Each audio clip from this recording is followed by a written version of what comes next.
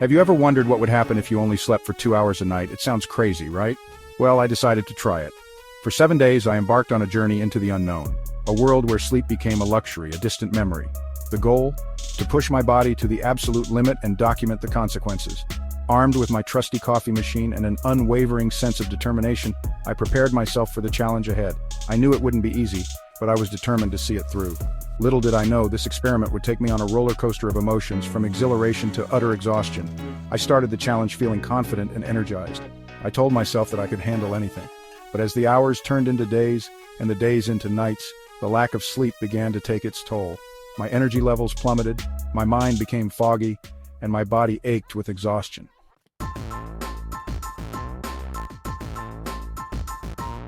Day 1 arrived, and I woke up feeling surprisingly alert.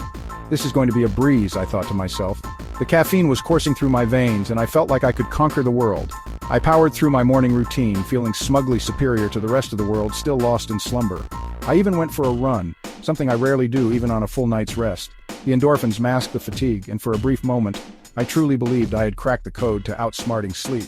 But as the day wore on, a subtle shift occurred. The initial euphoria began to wane, replaced by a creeping sense of unease. My eyelids felt heavy and my brain felt like it was moving through molasses. I pushed through, fueled by sheer willpower and an endless supply of coffee.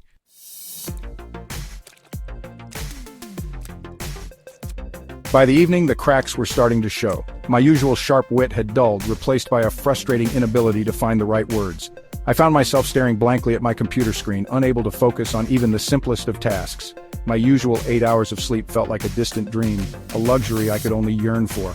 The once comforting darkness of my bedroom now mocked me, a constant reminder of the sleep I was denying myself. To distract myself from the growing fatigue, I decided to watch a movie. But even that proved to be a challenge. I found myself rewinding the same scenes repeatedly, unable to follow the plot.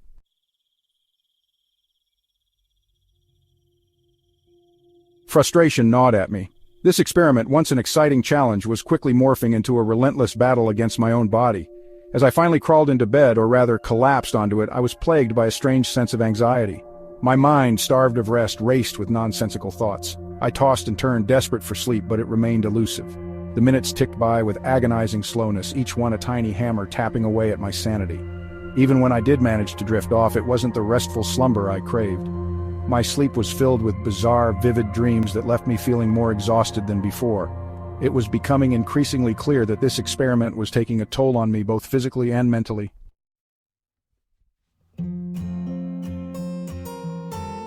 Day 2 dawned, and the initial burst of energy I had experienced was a distant memory. The lack of sleep had finally caught up with me, enveloping me in a thick fog of fatigue. Every task felt like an insurmountable obstacle, every thought a laborious effort. My brain felt like it was wading through quicksand, struggling to keep up with even the simplest of instructions. I found myself rereading the same sentence multiple times, the words blurring together in a meaningless jumble. My once sharp memory had deserted me. I would walk into a room and forget why I was there, only to be met with a wave of frustration as I retraced my steps, desperately trying to recall the purpose of my journey. Conversations became a minefield. I struggled to follow along, my responses slow and often incoherent. My friends and colleagues, initially amused by my experiment, now wore expressions of concern.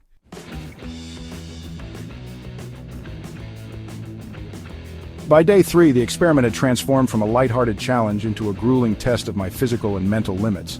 The initial excitement had long since evaporated, replaced by a bone-deep exhaustion that permeated every aspect of my being. The world around me seemed to move at a different pace, a frenetic blur that I could no longer keep up with. My movements became sluggish, my coordination impaired. I felt like I was trapped inside my own body, a prisoner of my own exhaustion. The simplest of tasks, once effortless, now felt like Herculean feats.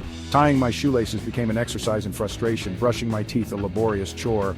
I moved through the day in a daze, my body aching with fatigue, my mind crying out for rest. Even the act of eating became a chore. My appetite had vanished, replaced by a persistent nausea that made the thought of food unappealing. I forced myself to eat, knowing that I needed to fuel my depleted body, but each bite felt like a chore.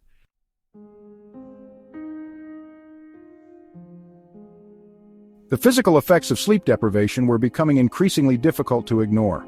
Dark circles had taken up permanent residence beneath my eyes, my reflection a haunting reminder of the toll this experiment was taking. My skin, once vibrant, now had a dull, almost grayish pallor.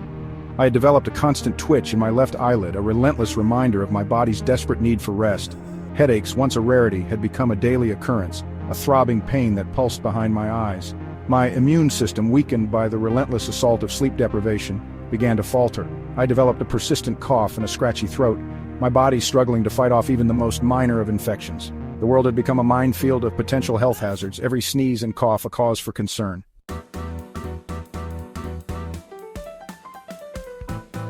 As the days wore on, I found myself withdrawing from social interactions. The effort required to maintain a conversation, to mask the overwhelming fatigue, had become too exhausting. I craved solitude, a quiet space where I could simply exist without the pressure of social expectations. My once vibrant social life had dwindled to almost nothing. I canceled plans, ignored messages, and avoided phone calls. I felt like a burden to my friends and loved ones, my presence a constant reminder of my own suffering. The isolation was both a blessing and a curse. On the one hand, it allowed me to conserve what little energy I had left, but on the other hand, it amplified the feelings of loneliness and despair that had begun to creep in. I was trapped in a vicious cycle, the lack of sleep fueling my desire to isolate and the isolation exacerbating the negative effects of sleep deprivation.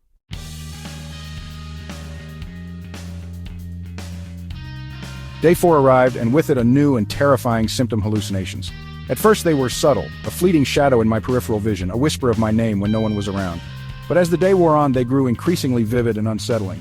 I'd be staring at my computer screen, trying in vain to focus on work, when suddenly a dark figure would dart across the room, vanishing before I could get a clear look.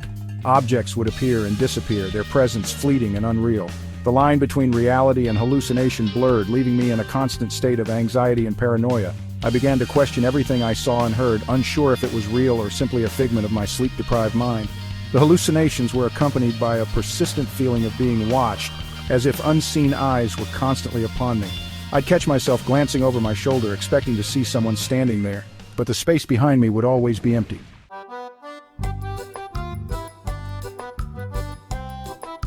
By day 5, my cognitive function had taken a nosedive. Simple tasks that I had once performed without a second thought now felt impossible. Stringing together coherent sentences became a monumental effort, my words stumbling out in a jumbled mess. My short-term memory was practically non-existent. I would forget conversations moments after they happened, leaving me feeling lost and confused. I would walk into a room only to forget why I was there, my mind a blank slate. Reading became a chore. The words swam before my eyes, their meaning elusive and out of reach. I would reread the same sentence multiple times, trying to make sense of it, but it was no use. The world around me felt distorted, as if I were viewing it through a warped lens. Colors seemed more intense, sounds louder and more jarring. Time itself seemed to stretch and contract, minutes feeling like hours, hours like seconds.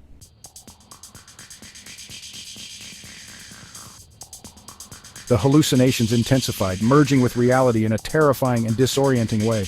I could no longer distinguish between what was real and what was not.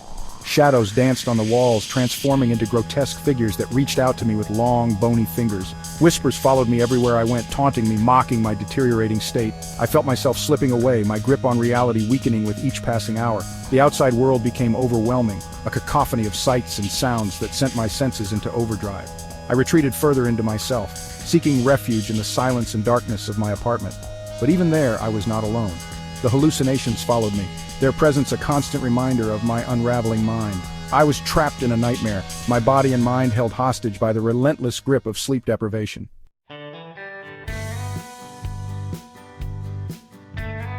Just when I thought I could take no more, a glimmer of hope emerged.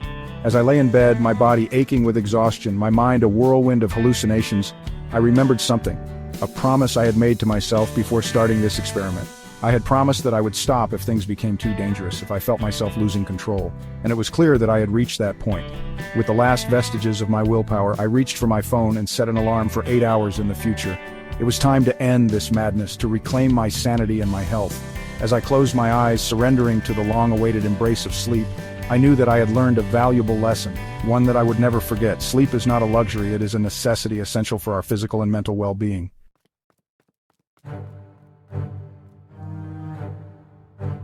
Day 7, the final day of my self-imposed torture, dawned with a sense of grim inevitability. I had pushed my body and mind to their absolute limits, and they were rebelling with a vengeance. The hallucinations were now constant, a terrifying and inescapable reality. My short-term memory was practically non-existent. I couldn't remember what I had eaten for breakfast, let alone what I had done the day before. My speech was slurred, my words tumbling out in a jumbled mess that made little sense. I had become a prisoner in my own body, trapped inside a mind that was rapidly unraveling. The line between reality and hallucination had completely dissolved, leaving me adrift in a sea of confusion and terror. It was during one of these particularly vivid hallucinations that I experienced what I can only describe as a complete mental breakdown. I found myself sobbing uncontrollably on the floor of my apartment, my body racked with tremors, my mind a whirlwind of fragmented thoughts and terrifying images.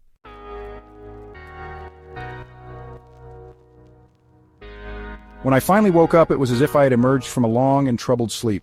Disoriented and groggy, I lay in bed for what felt like hours, my mind slowly piecing together the fragmented memories of the past 7 days. The hallucinations were gone, but the feeling of exhaustion lingered, a heavy weight settling deep within my bones. The days that followed were a blur of recuperation. I slept for what felt like an eternity, my body desperately trying to make up for the sleep it had been denied.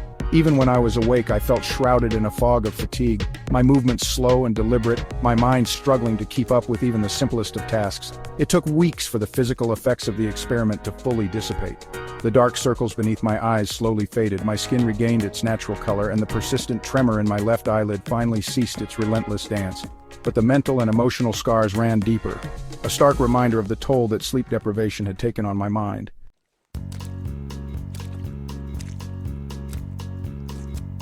The experience had been a profound one, a crash course in the essential nature of sleep.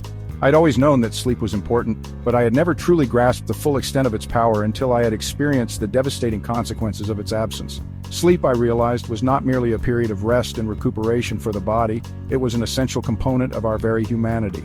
It was during sleep that our minds processed the events of the day, consolidated memories, and repaired the damage inflicted by the stresses of waking life. Without it, we were like ships adrift, our minds and bodies vulnerable to the ravages of exhaustion and despair.